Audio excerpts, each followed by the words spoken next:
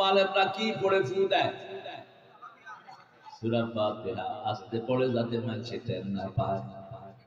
টের পেলে তো হুজুরের ব্যবসা শেষ। কথা কয় জোরে, সূরা পড়ে আস্তে। দেখবেন কথা জোরে জোরে কয়, যখনই ফু নিতে যান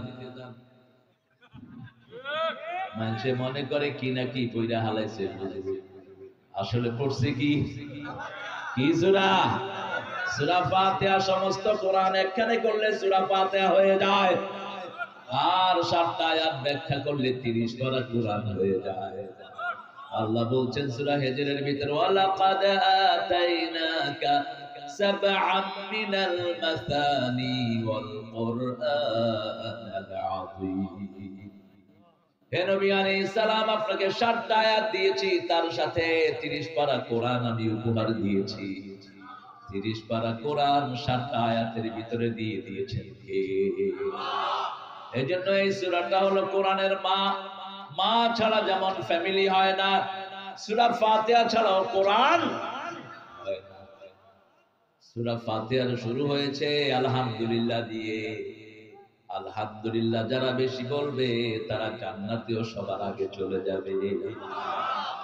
এত মীর। সূরা ফাতিহার 7টি আয়াত, এই 7টি আয়াত যে মানবে 7টি জাহান্নাম আল্লাহ তার জন্য হারাম করে দিবে। সূরা ফাতিহাতে 5টা বিষয় আল্লাহ আলোচনা করেছেন। এই 5টা বিষয় সারা কোরআনে আলোচনা হয়েছে। সূরা ফাতিহার শুরু হয়েছে কার প্রশংসা দিয়ে? প্রশংসা বেশি যেখানে বরকত বেশি। যেই ঘরে প্রশংসা বেশি সেই ঘর কখনো ভাঙে না।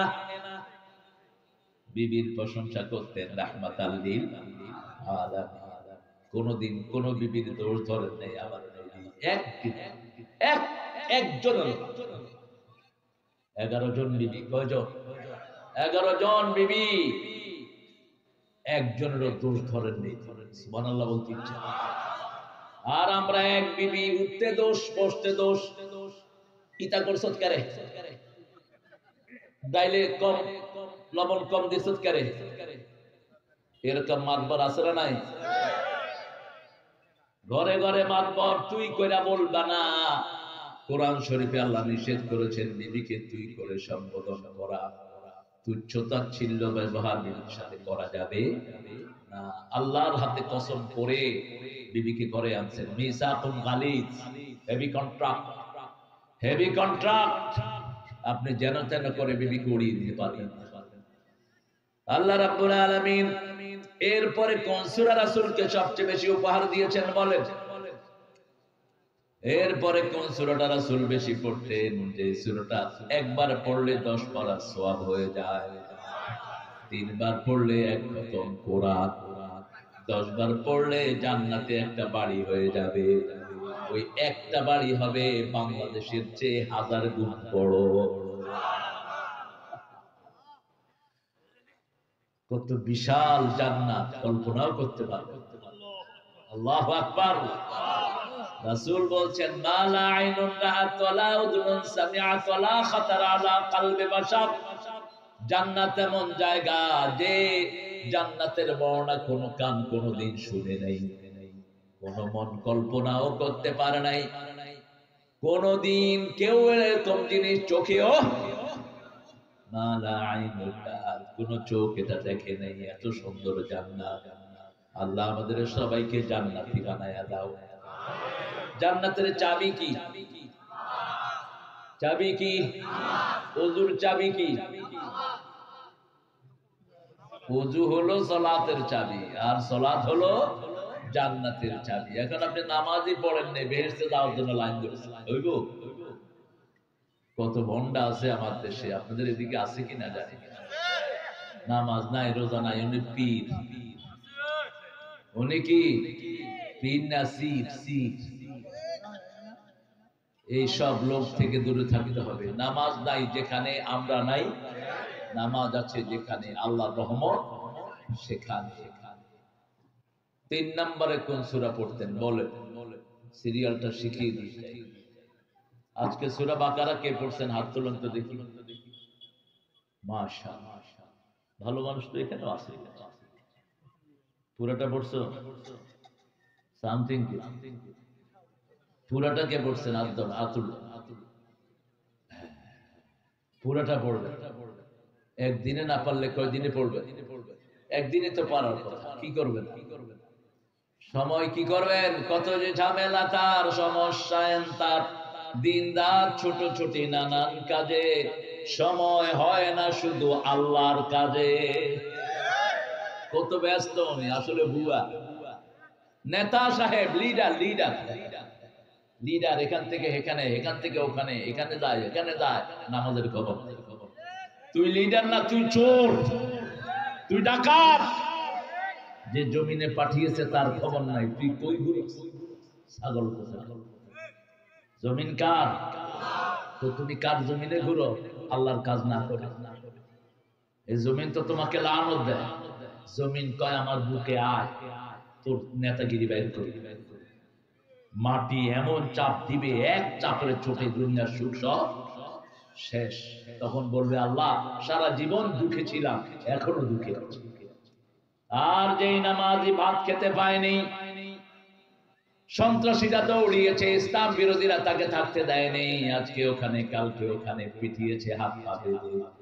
কবরে যাওয়ার পরে বলবে আল্লাহ সারা জীবন সুখে রেখেছেন, এখনো সুখে আছে। এক সেকেন্ডের সুখে সব ভুলে যাবে, ঠিক তবে ঠিক। কবর প্রশস্ত হয়ে যাবে, মাদ্দা বাসারি, যতদূর তার দৃষ্টি যাবে কবর তত লম্বা হয়ে যাবে। আল্লাহ বলবেন আমার গোলামের গায়ে জান্নাতের পোশাক পরিয়ে দাও, আমার গোলামের বিছনা বেহেশতের বিছনা বিছিয়ে দাও, সকাল সন্ধ্যা জান্নাত দেখার ব্যবস্থা করে দাও। কবরের মুর্দা বলতে থাকবে কাদ্দিমিল হাসর ইয়া রাব, যে কবরের সামান্য বাতাস এত মজা, বিছনা এত মজা, আমি অপেক্ষা করতে পারছি না, বিচার করে সেই জান্নাত আমারে দিয়ে দাও। আল্লাহ আমাদের সবাইকে সেরকম আপনি কবুল করেন। তৃতীয় নম্বরে 4টা সূরা পড়তেন রাহমাতাল লিল। যারা বিয়ে করতে পারেন না, এখানে যৌতুক বেশি না মোহরানা বেশি? যৌতুকই বেশি। হ্যাঁ, আস্তে আস্তে কমতেছে। যৌতুক যারা খেয়েছো হিন্দুদের সাথে হাসর হবে। যৌতুক যারা খেয়েছো জিনাকার হিসাবে উঠবা কিয়ামতের দিন। ওই বিবি মাফ না করলে তোরে আল্লাহ মাফ করবে না। যেখানে আল্লাহ ফরজ করেছেন মোহরানা, কাদ ফারাদতু ফারিদা, সূরা বাকারা 237, ফারাদতু ফারিদা, বিয়ে করেছেন বিবির সাথে সংসার করেন নাই, আল্লাহ বলছেন তাকে যদি বিদায় করো অর্ধেক মোহর দিয়ে বিদায় করবা। অর্ধেক যদি সে মাফ করে দেয় তাহলে মাফ, আর যদি বিবি মাফ না করে অর্ধেক মোহরানা তাকে দিতেই হবে। আবার রাসূল বলেছেন বিবিকে কিছু দিয়ে কেউ যদি ফেরত নেয়, আসেনি এরকম সাড়াল, আমি আংটি দিছি ফেরত দে, শাড়ি দিছি ফেরত দে, রাসূল বলছেন ছ্যাঁক ফেলে যে জিভটা দিয়ে চেটে উঠায় ওটা হলো তার মতো। মাটিতে ছ্যাঁক ফেলে জিভে দিয়ে চাটতে পারবেন? এই কাজ করে যেগুলো বিবিকে কিছু দিয়ে ফেরত নেয়। আল্লাহ আমাদেরকে হেদায়েত করেন। এখন বলেন কোরআন শরীফের সবচেয়ে দামি সূরা কোনটা? আরো জোরে বলেন। এটার ব্যাপারে মুআয বিন জাবালের একটা হাদিস আছে। মুআয বিন জাবাল নাম শুনছেন তো? রাসূল ওনাকে খুব ভালোবাসতেন। রাসূল ওনার হাত ধরে বলছেন মুআয তোমাকে আমি খুব ভালোবাসি।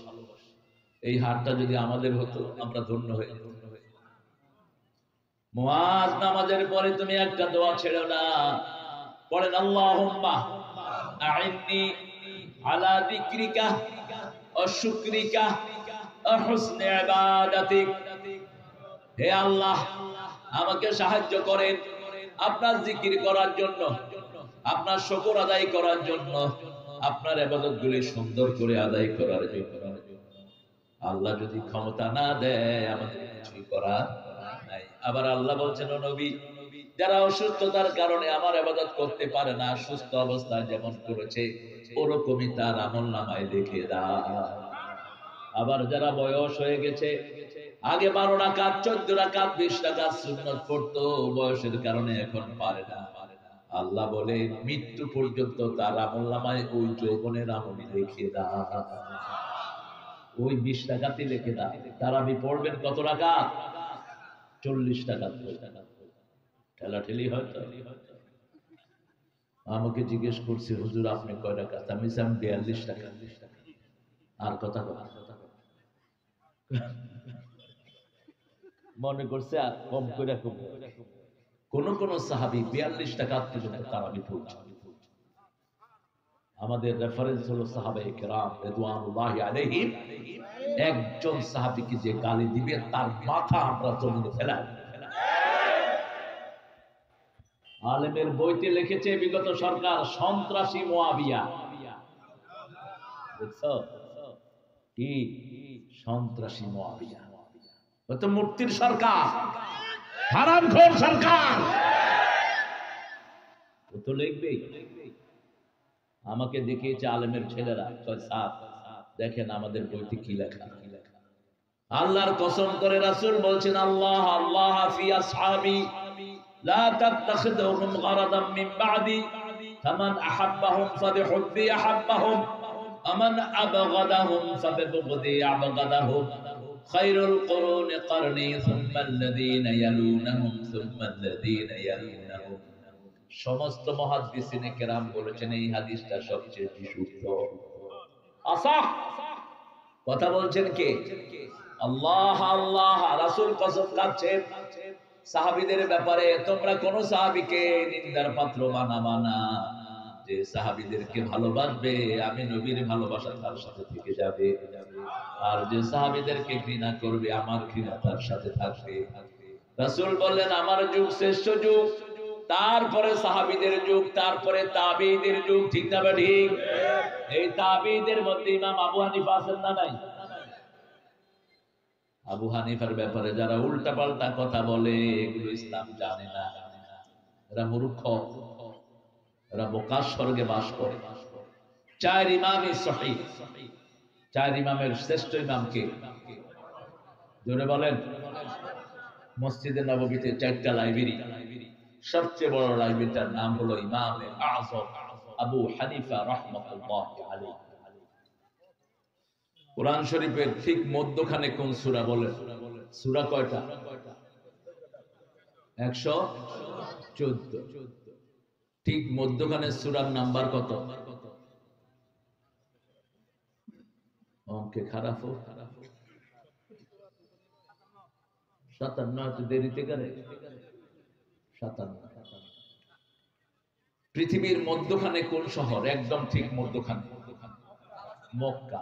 মক্কা ঠিক উপরে যে ঘরটা ওটার নাম কি? আরশে আজিম না, বাইতুল মামুর। এই যে আপনার যে নাম দিছে, কইও বাইতুল মামুর। এই যে খতিব আছে বাইতুল মামুর, ঠিক আছে ওটা সাওয়ার। নামেই বরকত। নামে কি? বরকত। এই মক্কাটা হলো দুনিয়ার মধ্যখানে। আবার দুনিয়ার মধ্যখানে আল্লাহ রাব্বুল আলামিন সবচেয়ে বেশি লোহার খনি দিয়েছে। এই জন্য কোরআন শরীফের ঠিক মধ্য সূরার নাম হলো সূরা হাদীদ। কি নাম? হাদীদ। ঠিক মধ্যখানে। আবার সূরা বাকারার মধ্যখানে একটা আয়াত আছে, সেই আয়াতে আল্লাহ বলেছেন আমার উম্মত, নবী বলে দাও তোমার উম্মত মধ্যমপন্থী উম্মত। কি উম্মত? মধ্যমপন্থী উম্মত। এরা হলো সবার সাক্ষী, এদের সাক্ষী হলেন রাহমাতাল লিল আলামিন। যেমন মাটি কাটলে মধ্যখানে আমরা কি রাখি? কি রাখি? ওয়াকাযালিকা জাআলনাকুম উম্মাতান ওয়াসাতান লিতাকুনু মিনাল মুনতাকিমুন। সূরা সিজদার 22 নম্বর আয়াতে আল্লাহ বলছেন যে কোন অপরাধীর প্রতিশোধ আমি আল্লাহ নেব। পার পাওয়ার কোনো উপায় নাই। জমিন কার? আল্লাহর। আপনি যাবেন কোথায়? কোথায় যাবেন? আপনি পাপ করে। পাপের শাস্তি দুনিয়াতেও আছে, আখিরাতেও আছে। আমরা যে দুরূদটা পড়েছি এটা রাসূল পড়তেন। রাসূল ছিলেন জামিআ নবী। তিনি দুরূদ নিজের উপর পড়তেন না, শুধু সব নবীদের জন্য দুরূদ পড়তেন। কথা বলবো না প্রিয় ভাইরা, আসেন সেই জামে দুরূদটা পড়ি। আল্লাহুম্মা সাল্লি আলা মুহাম্মাদ ওয়া আলা আলি মুহাম্মাদ كما صليت على إبراهيم وعلى آل إبراهيم إنك حميد مجيد اللهم بارك على محمد وعلى آل محمد كما باركت على إبراهيم وعلى آل إبراهيم إنك حميد مجيد এখন একটা দোয়া পড়বো আমরা আকাশের সবগুলো রহমতের দুয়ার আল্লাহ খুলে দিল যারা কাফের এদের জন্য আল্লাহর রহমতের দুয়ার খোলা হবে না আকাশের দুয়ার বেঁচে থাকতেও না মৃত্যুর পরেও না আমরা যেন মুমিন হিসাবে আল্লাহর কাছে কবুল হতে পারি আল্লাহ তৌফিক দান করুন পড়েন আল্লাহু আকবার কবীরা আলহামদুলিল্লাহি কাসীরা সুবহানাল্লাহি বুকরাতাও ওয়া আসীলা এখন আকাশের রহমতের দুয়ার খুলে দিয়েছেন কে আল্লাহ এখন একটা দোয়া পড়বো কিয়ামত পর্যন্ত সওয়াব লেখা হবে অনেক মনোযোগী শ্রোতা আছে এখানে এই যে কোন দিকে তাকায় রয়েছে আল্লাহু আকবার আপনারা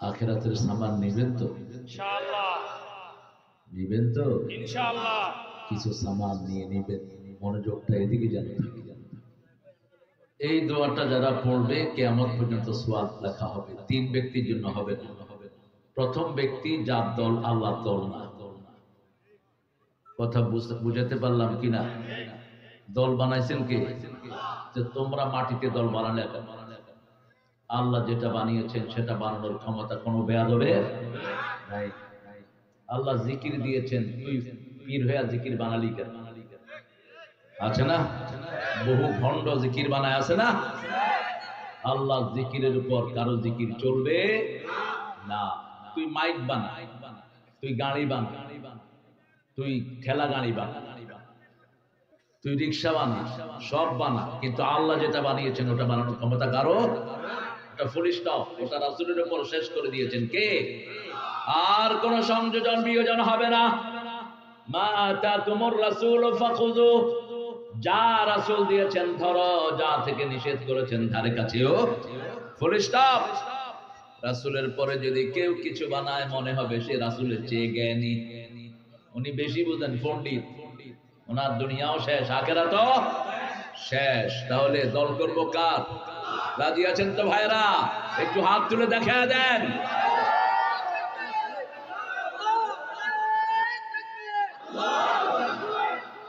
আল্লাহ হাতগুলো কবুল করেন আরো চিৎকার করে বলি আমিন দুই নম্বরে যারা নামাজ পড়ে না তাদের কোনো আমল কবুল হয় না যেই হোক সে হতে পারে আপনাদের প্রধানমন্ত্রী হতে পারে ডাক্তার ইউনূস হতে পারে অনেক বিরাট কিছু হোমরা সোমরা কিন্তু আল্লাহর দরবারে কবুল হওয়ার শর্ত কি নামাজ শর্ত কি নামাজ এখন যারা যোহর পড়েছেন মৃত্যুর পরেই রাসূলের সাথে সাক্ষাৎ হওয়ার সম্ভাবনা আর যারা পড়েননি সোজা ফেরাউনের চেহারা দেখে ফেরাউন নমরুদ হামান যে সমস্ত শয়তানগুলো কোরআনের বিরুদ্ধে কথা বলেছে এদের সাথে সাক্ষাৎ হয়ে যায় আল্লাহ আমাদেরকে হেফাজত করেন তিন নাম্বার যারা শিরক করে তাদের আমলগুলো বরবাদ করে দিবেন কে আমাই ইউশরিক বিল্লাহ ফাকাদ হারামাল্লাহু আলাইহিল জান্নাহ ওয়া মাওয়াহুন নার যে শিরক করবে জান্নাত তার জন্য হারাম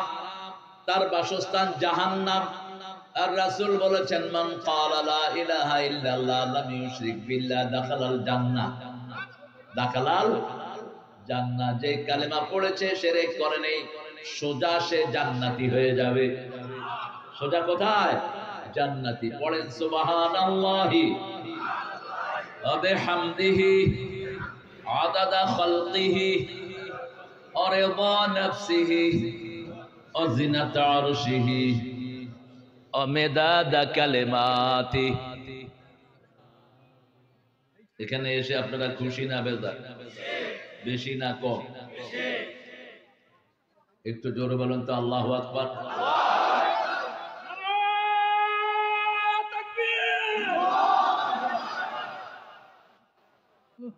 এই তাকবীরটা বললে খুশি হন কে? বেজার? শয়তান আছে নাকি? দেখা যাচ্ছে না। হ্যাঁ, শয়তান যে কি শয়তান! শয়তান বুঝছে যদি আমারে দেখা যাইতো তাহলে আপনারা এই তারা থেকে দৌড়ায়া তারে যেখানে পাইতেন হেয়ানে মাইরে আসতে, ঠিক কিনা? তাহলে আগে এটারে মারি, তারপরে আমার জীবনটা চলবে। এই জন্য শয়তান বলেছে ইনভিজিবল করে যান। আনজিরনি ইলা ইয়াউমিল বাসুন, O lord give me the time until the day of judgment, কিয়ামত পর্যন্ত আমাকে সময় দিয়ে দেন। কথা বলবো না প্রিয় ভাইরা?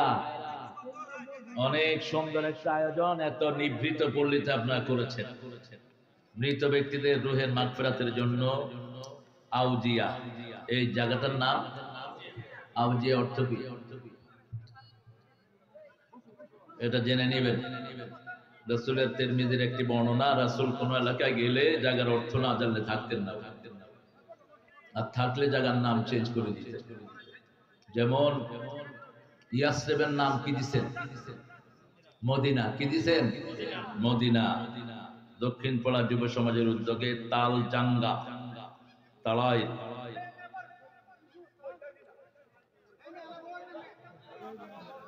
নবম বার্ষিক সম্মেলন।